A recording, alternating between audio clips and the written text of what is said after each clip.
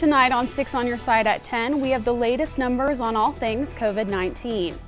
Plus, the community rallying behind nurses and doctors the only way they can, through a donation drive-through. And Tree Fort may not be physically happening in downtown, but it's a different story online.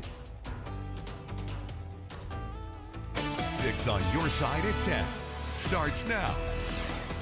Good evening. Thanks for joining us tonight. I'm Jessica Taylor. Our top story tonight, Central District health officials confirm 2 coronavirus-related deaths in Ada County. These are the first 2 deaths in the county tied to COVID-19. This marks the 5th and 6th confirmed deaths from the coronavirus in the Gem State, with 2 others in Blaine County, 1 in Canyon County, and 1 in Nez Perce County. The numbers of confirmed COVID-19 cases in Idaho continue to climb. New tonight, health officials are now confirming 262 cases in the Gem State. That's out of more than 4,000 tests conducted. A new Idaho COVID-19 hotline launches Monday, where the Idaho Department of Health and Welfare can answer questions regarding COVID-19 or the statewide stay-at-home order. The hotline will be staffed Monday through Friday from 8 to 6. As the number of coronavirus patients continues to rise, a nationwide shortage of protective gear like face masks and gowns is leaving hospitals all over America scrambling. 6 on Your Side's Natasha Williams digs into what protections there are for medical personnel in Idaho. Both Oregon and Idaho's boards of nursing say decisions related to PPE, or personal protective equipment, fall on the medical facility, and some of those decisions leave nurses in disagreement. According to both St. Luke's and St. Alphonsus, the national shortage of PPE isn't hitting Idaho as hard as some other areas, but a local nurse says she's concerned about the supply. I can't speak for everywhere, but I know that as of right now, it's being rationed, and that if we get an influx of patients in the hospitals and stuff, that we'll be just like all the other places that don't have what they need. Medical personnel, like nurses, wear PPE while treating patients to protect themselves from the virus. If all the healthcare workers aren't protected, then that means there's nobody to fight this. But according to both the Idaho and Oregon state boards of nursing, guidelines surrounding PPE depend on which hospital you work for. Now, with this current situation, emergency declaration, it's about the facilities and the hospitals following their guidelines and their rules and what they go by. The Oregon State Board of Nursing says they've received reports of nurses refusing to treat patients because they disagree with the PPE guidelines where they work and they feel unsafe. We had been hearing that some nurses were refusing assignments solely because their employer was utilizing OHA guidelines, that would be Oregon Health Authority guidelines, rather than WHO or CDC. They cannot refuse an assignment solely for that reason. The Idaho State Board of Nursing agrees. If a nurse says, well, I don't like this guideline, you should go by this other one, the nurse can't choose to do that. They must follow what the employer is saying. But both the Idaho and Oregon State Boards of Nursing want to be clear. Nurses are protected under the Nurse Practice Act. The Board of Nursing does not expect nurses to work without PPE. The Nurse Practice Act supports the ability of a nurse to refuse an assignment when they do not have the knowledge, skills, competencies, and abilities to accept it safely. They must have the ability to perform this, so they must have the protective equipment. And that would be the same thing here. As medical professionals spend long hours caring for COVID-19 patients, some are bound to get sick. Some such cases have already occurred in Blaine County. Coming up next week, we will show you how Idaho and Oregon boards of nursing are both working and adapting to make sure that they have enough personnel and staff to combat the coronavirus. Working from home, I'm Natasha Williams, 6 on Your Side. Steve Liebenthal joins us now with a look of the weather. Steve, we miss you here in the studio, but it's probably easier to see the clouds from your home office. That it is, because there are no windows in the weather center. Actually, this afternoon was the first time I did weather with a window in front of me, so it is different, and Hopefully most of you are looking at the weather out your window. Let's take a look at downtown Boise from the top of the Grove Hotel, and there are some cars on the street out there. You can't see any at the moment, but when that red light at the bottom of the screen turns green, there are a bunch of cars that come through. I've been watching this camera for quite some time. Temperature a little bit cool out there, 45 degrees right now in Boise, wind chill of 41 because of the southeast breeze at 8 miles per hour. The pressure continues to fall. An unstable atmosphere will lead to the possibility of showers and thunderstorms tomorrow afternoon. Doppler radar trying to show something happening around Boise, but I think that's ground clutter, just some bad data there. No showers at this point, but they are a possibility starting tomorrow. There you see 8 o'clock, those showers starting to move into Canyon County. Around 9, 10 o'clock, you might see a raindrop or two around Boise. And then in the afternoon, with the unstable atmosphere, the potential of thunderstorms popping up there. You see that possibility just to the south of Boise. We'll take a look at that. A cold front coming our way and a warm up in the long-term forecast in just a few minutes. All right, thank you, Steve. St. Alphonsus opens a second COVID-19 respiratory assessment site in Nampa. The locations offer testing for people who are considered high risk. Patients must display symptoms which meet the CDC's testing criteria, like fever, shortness of breath, or close contact with an infected person. If patients do not meet that criteria, they won't be tested, but they will get education on virus prevention. The first assessment site is located at their Meridian Health Plaza. The COVID-19 pandemic is having a huge impact on our local economy, as we saw the largest increase in unemployment filing over a week period in the state's history. The Idaho Department of Labor processed more than 13,000 unemployment claims last week, an increase of 1,200%. Leaders at the state and local levels are making tough decisions when it comes to slowing the spread of the coronavirus, because while they attempt to protect community health, it's coming at the expense of local businesses. I worry about that. First I worry about their health, but I worry about the social well-being, the fabric of our society if those businesses, A, the employees, and B, the businesses go under. And I'm afraid some of that's going to happen. We're just trying to minimize it all we can. The governor will sign a proclamation to waive the 1-week waiting period for people who file for unemployment to get them help faster, while also waiving the quarterly unemployment tax for businesses who have to lay off their workers because of COVID-19. Starting Monday, a new emergency order takes effect in Blaine County. The order will require people traveling from out of state and Blaine County to quarantine for 14 days. The measure would also ban residents from traveling out of the county for goods they can receive within Blaine County. The order also shuts down hotels and puts a pause on home building and commercial construction. Construction activities, while they're outside, they created a flow of workers into our valley and into our towns, and so we're just trying to reduce the amount of travel. Blaine County has the most cases of the coronavirus in Idaho. Leaders plan on having this emergency order last for 2 weeks. The U.S. Army Corps of Engineers deployed teams to Boise to help our state lessen virus exposure and effects. 3 teams from Walla Walla, Washington are in town to support Idaho's Office of Emergency Services. Their work will focus on pinpointing possible alternative healthcare facilities in Idaho. The teams are sent from across the country to assist local districts in times of natural and human-made disaster.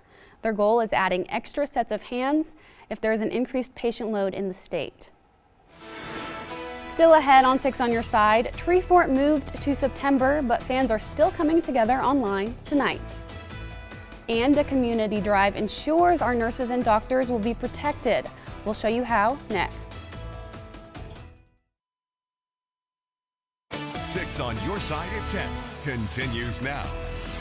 Normally, downtown Boise would be packed with people this week in town for Tree Fort. But just like practically all major events across the country and the world, our homegrown music festival is postponed.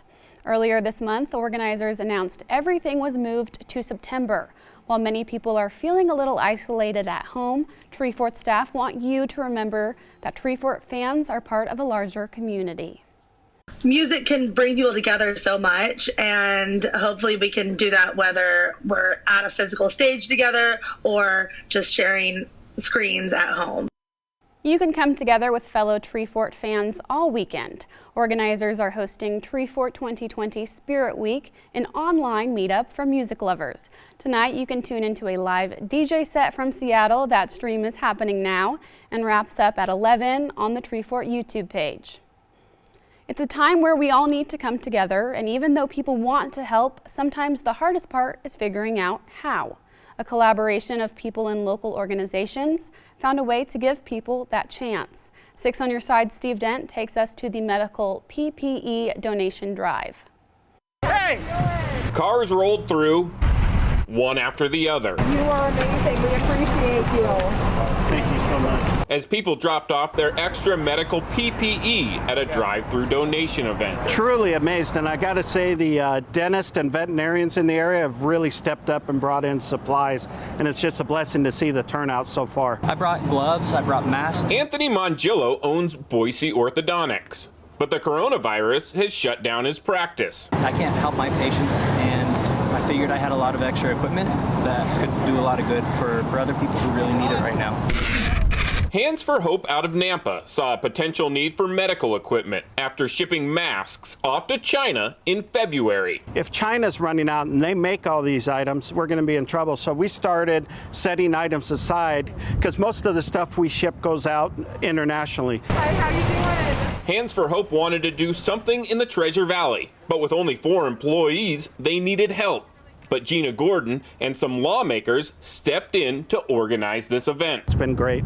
Because people want to help, but sometimes figuring out how can be the most difficult part. It is. It's really half the battle, and I think it's wonderful that they're doing that. I've reached out to my friends and asked them personally if they needed any of my equipment, and they weren't certain how to go about it. This sort of an organization that's really helping streamline the process is doing a great service. But this donation drive wouldn't have been a success without the generosity of the people in our community. I've lived in the valley since the late 70s, grew up here.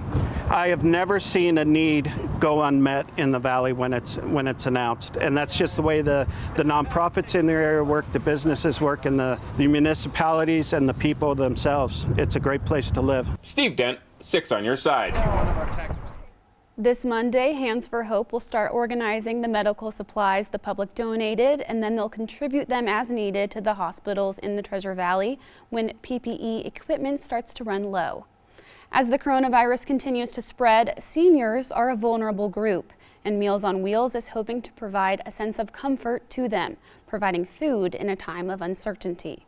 The organization is now providing curbside service for senior centers as a way to provide support during a time when many seniors are wary to leave their homes.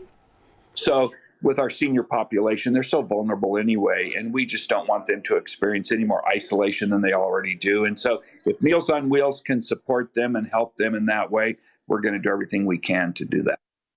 Although some volunteers have opted out of delivering food due to health concerns, Jones says they've seen a rise in people reaching out to help. Tomorrow, 6 on Your Side's Stephanie Garibay shares how the Meals on Wheels program is adapting to fit the needs of vulnerable populations. Still ahead on 6 on Your Side, switching from store-bought food to homegrown. A local nursery sees more customers following that trend in light of virus concerns. And if you're staying inside, you won't be missing out on too much weather-wise. Unsettled weather for the next few days. When it will break, coming up next. Now, Steve Liebenthal with Beyond Your Side forecast. And we've been on a bit of a weather roller coaster the last few weeks. Temperatures going from above average to below average. And for a change, today we had an average day, more or less. Our afternoon high today, just 1 degree cooler than the average for the date, and our morning low a couple of degrees cooler. I'm seeing a delay on my computer. I don't know what you can see. There it is. 57 the afternoon high today, 35 the morning low. The record for this date is 76 degrees. We'll see nothing like that anytime soon. In fact, for the next couple of days, our temperatures will be below average. In fact, right through Thursday. Tomorrow and Monday, we're expecting afternoon highs right around 54 degrees. A cold front will come through, and that will really drop our temperatures for the middle part of the week. On Wednesday, an afternoon high of 47. On Thursday, our morning low will be below freezing, even here in the Treasure Valley. And we do see some radar returns, although not much happening here in the Boise area. What you're seeing there right over Boise in the lower right-hand corner of the screen, I think is just ground clutter. But as we look to the west, there are some moderate to heavy showers just to the north and east of Portland, Oregon. That's where our weather's coming from over the next 24 hours. We have an unstable atmosphere right now, and that leads to the possibility of showers and thunderstorms tomorrow afternoon. So don't be surprised if you hear a clap of thunder around 4 to 6 o'clock in the afternoon. The storm system coming at us from the northwest will bring cooler air in behind a cold front. Once that cold front comes through, the temperatures really drop. But even ahead of that cold front, the potential of showers and thunderstorms, once the front passes, we'll start to see things clear out, but not until Wednesday. And again, behind that front, our temperatures really drop. Here you see tomorrow afternoon, 6 o'clock, the showers around Boise. In the McCall area, probably a rain-snow mix by this time, although you're likely to see some snow showers in the morning. Our snow level somewhere around 5,000 to 5,500 feet for tomorrow. So the higher peaks getting some much-needed snow, but in places like McCall, you're likely to see a rain-snow mix in the afternoon. And then the potential of those showers flaring up again on Monday afternoon. You see the darker shades of green passing Boise there, and that means the possibility of thunderstorms. Winds pick up as that front moves through. So unsettled weather for the next few days. If you're stuck inside, you won't be missing out on much. Tomorrow, our afternoon highs a bit cooler than today, shooting for 55, 54 degrees, depending on where you are. Morning lows a little bit warmer than they were today because of the cloud cover, and watch for that possibility of thunderstorms in the afternoon. In the mountains, snow showers. Again, 5,000 to 5,500 feet is where that snow level will stay in the afternoon, so a rain-snow mix from McCall late in the afternoon. In the east central mountains, 1 to 3 inches possible on the higher peaks. Stanley down into the teens, but well above freezing in the afternoon, so some raindrops probably mixing in there. Cloudy skies with showers and thunderstorms possible in the afternoon for the Magic Valley. Afternoon highs in the low to middle 50s, and the extended forecast shows that chance of showers continuing on Monday with a high of 54. 49 is the afternoon high on Tuesday, 47 on Wednesday with showers continuing. Look at that low on Thursday morning, 28 degrees. But after that, we start to warm up, and by next Saturday, you might not be so happy you're inside because you'll be missing out on sunshine at a high of 62. Well, I'll tell you, at least for tomorrow, we're already supposed to be staying at home. Nothing like rain to reinforce that. Thank you, right. Steve. You bet. Like other local businesses, North End Organic Nursery has evolved in light of the coronavirus. To help prevent the spread and meet the increasing demand from people interested in starting gardens, they've had to get creative. They've switched their in-store operations to appointment only. During your appointment, you have a half hour to browse the store. They're evolving in other ways too, including a curbside service. The nursery says they've seen a huge increase in people interested in growing their own food. I jokingly said in the early stages of all this that seeds are like toilet paper in the nursery industry. People were definitely hoarding.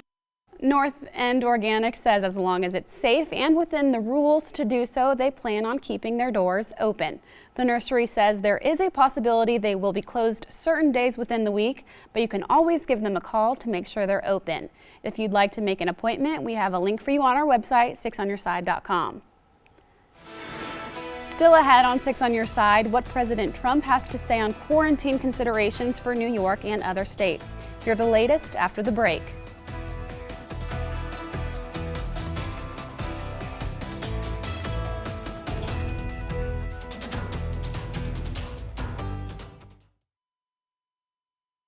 Six on Your Side at 10 continues now. Now to the latest on the coronavirus pandemic. President Trump directs the Centers for Disease Control to issue travel guidelines to New York, New Jersey, and Connecticut as those states deal with a surge of COVID-19 cases. This after considering implementing a federal quarantine, potentially impacting more than 30 million people.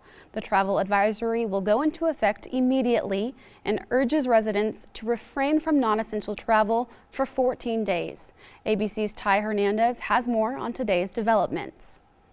A potential new strategy by the Trump administration to slow the spread of the coronavirus, a quarantine of New York State, New Jersey, and Connecticut, states close to the epicenter of the crisis. President Trump saying this. There's a possibility that sometime today we'll do a quarantine, short-term, 2 weeks on New York, probably New Jersey, certain parts, and Connecticut. The proposed order could affect the tri-state's more than 30 million residents. New York's Governor Andrew Cuomo caught off guard.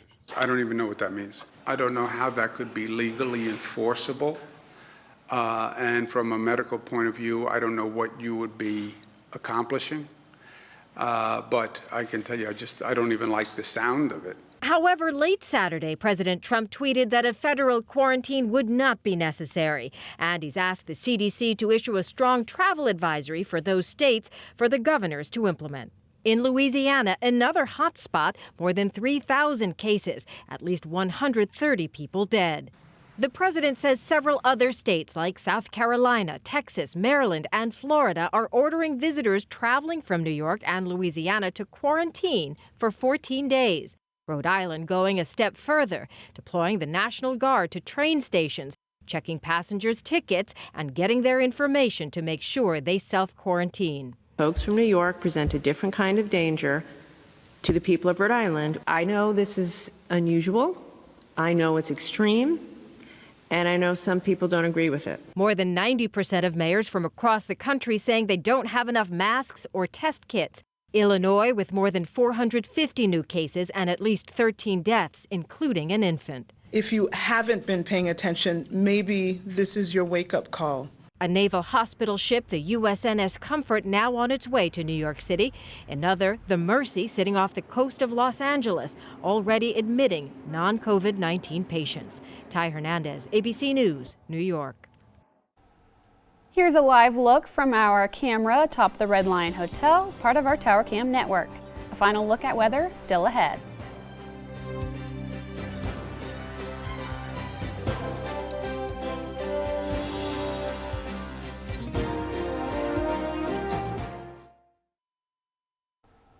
Because we're all stuck inside, having a traditional birthday party is out of the question.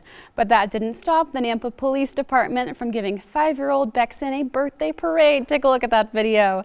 After canceling his birthday party because of the stay-at-home order, Bexon's mom reached out to the Nampa Police and they showed up in numbers along with the Nampa Fire Department. Steve Liebenthal joins us virtually one last time. Do we have a good day Sunday, or are we going to want to stay inside? Yeah, well, I've changed the out-the-door forecast officially now to the out-the-window forecast. So here it is for you. We have a chance of showers in the morning, fairly early around Canyon County, 7, 8 o'clock. You might be seeing those, and a chance of thunderstorms in the afternoon. Afternoon high tomorrow, only 54 degrees. Thanks for joining us. Be safe.